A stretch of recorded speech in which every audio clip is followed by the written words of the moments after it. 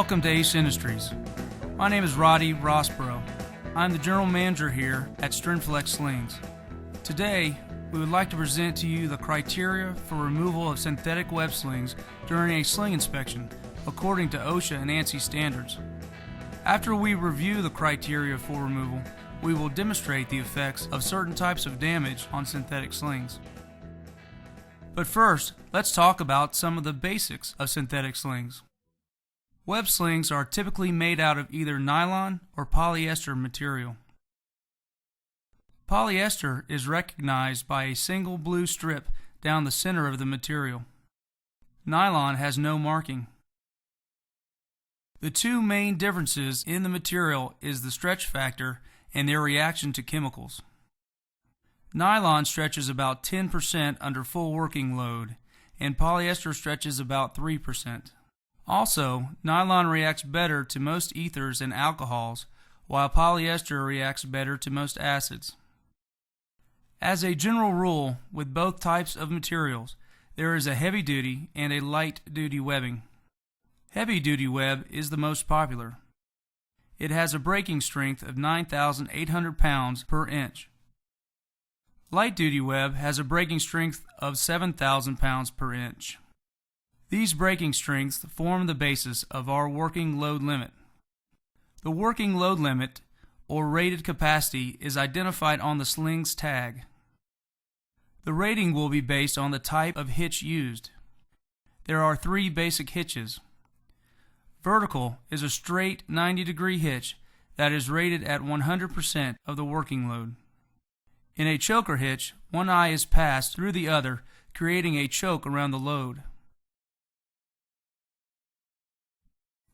A 90-degree basket hitch is simply double that of a vertical hitch. The rated capacity is the maximum capacity that the sling should be used to lift a load. Never exceed the rated capacity of a sling. Every new synthetic sling we manufacture has a 5-to-1 design factor. That means if a sling's rated capacity is 1,000 pounds, then the breaking strength will be at least 5 times that, or 5,000 pounds. This only applies to a brand new sling. Sunlight, abrasion, and everyday stress on the sling can diminish the sling's breaking strength over time. Again, never lift more than the rated capacity of the sling. Now that we have talked about the sling's basics, let's take a look at how a web sling is made. First, the sling is laid out and marked and then cut. Then the sling is brought to the sewer for sewing. The sewer sews the load splice and the body of the sling.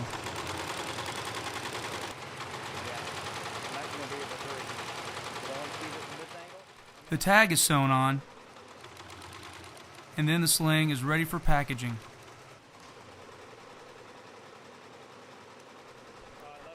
To make certain that our slings always exceed their expected breaking strength, STREN-FLEX has quality control procedures and brake testing procedures in place to test not only the raw materials, such as webbing and the thread, but we also test the workmanship of each sewer and the operating performance of the sewing machines. According to the Occupational Safety and Health Administration, or OSHA, synthetic slings must be inspected by a qualified person each day before use for damage or defects. A qualified person must also perform additional periodic inspections where service conditions warrant, as determined on the basis of frequency of sling use, severity of service conditions, the nature of the lifts being made, and experience gained during the service life of slings used in similar circumstances. Make periodic inspections of synthetic web slings at intervals no greater than 12 months. A good guide to follow includes yearly for normal service use, monthly to quarterly for severe service use, and as recommended by a qualified person for special and infrequent service use. It is recommended that periodic inspections be documented and the inspection records be maintained. What are we looking for in a web sling inspection? What is the criteria for removal of a web sling from service? First of all, the sling must have a tag and it must be legible. There are visible warning yarns in domestic web sling material. These warning yarns become visible when exposed to severe abrasion or cuts. OSHA says no cuts at all.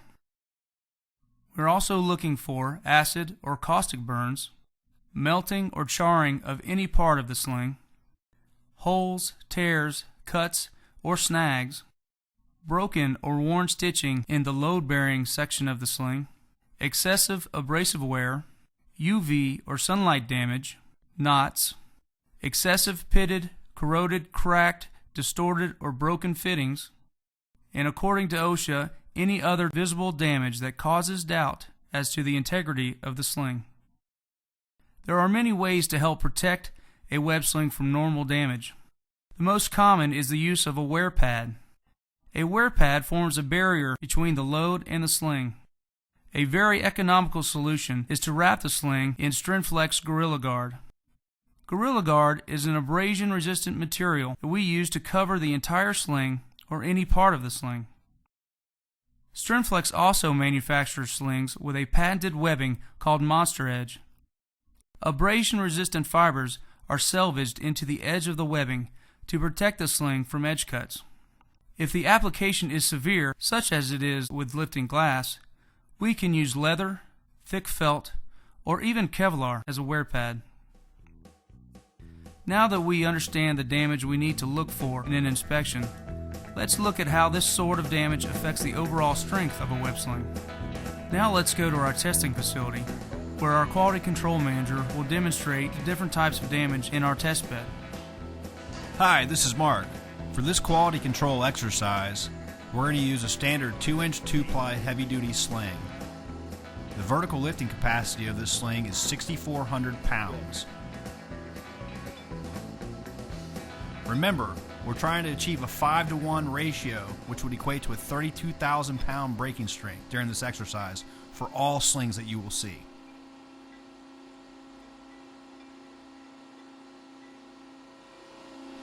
This example is a brand new nylon sling that you previously saw being made in this video.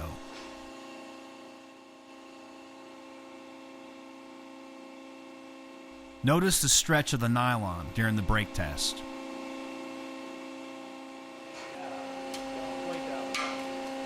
You can actually hear the thread popping prior to the overall failure of the new sling during this test.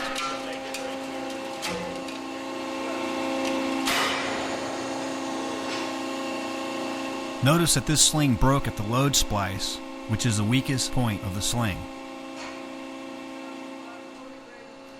This sling broke at 32,500 pounds, which is above the targeted 5-to-1 ratio of 32,000 pounds.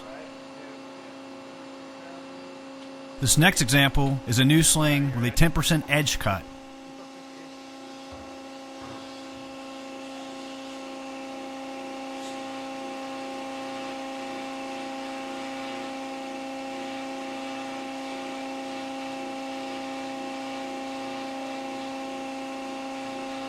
This time, the sling broke at the 10% edge cut, which was the weakest point.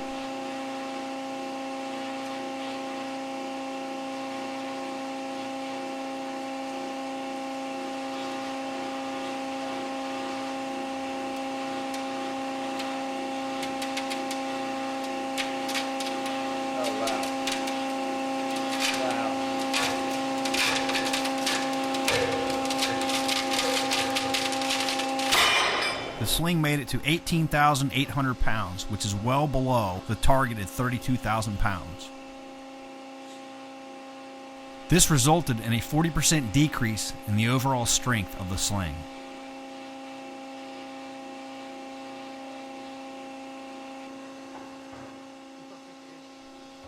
This next example is representing a face cut. This face cut is only a slight cut on one ply the entire width of one side of the sling.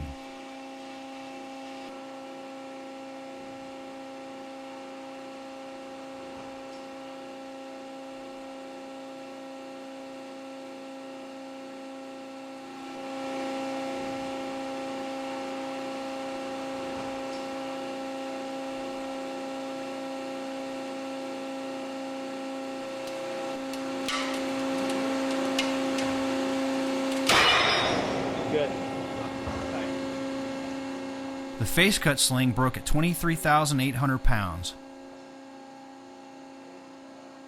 This resulted in a 27% loss of the overall strength of the sling.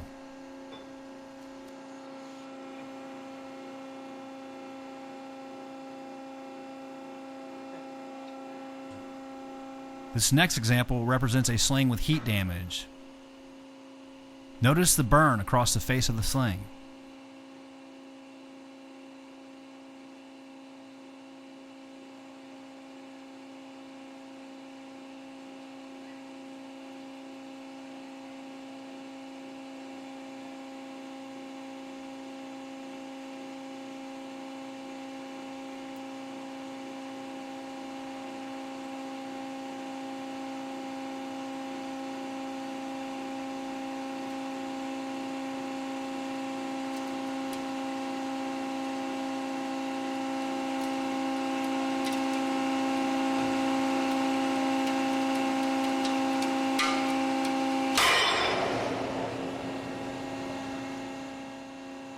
In this test, the sling only made it to 24,700 pounds.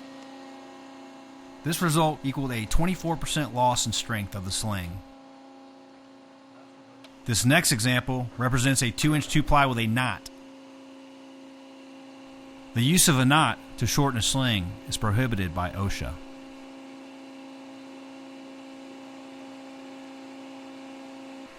As the knot tightens, it actually cuts into itself, causing a failure in the sling.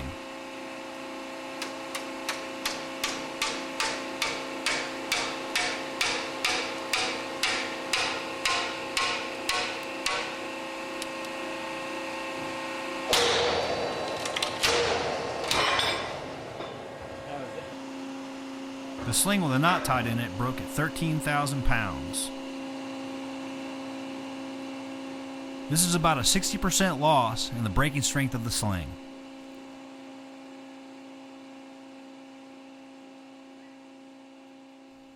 As you can see in all the examples, damage from normal everyday use can greatly decrease the overall breaking strength of the sling. Thanks, Mark. We have discussed what types of damage to look for during a web sling inspection, and we have seen what the effects of this type of damage can do to the overall breaking strength of a web sling. OSHA standards are in place to protect us, and a good inspection program can save money and increase the safety of the employees that count on web slings to do their jobs. Thanks for participating in our presentation. Have a safe and productive day.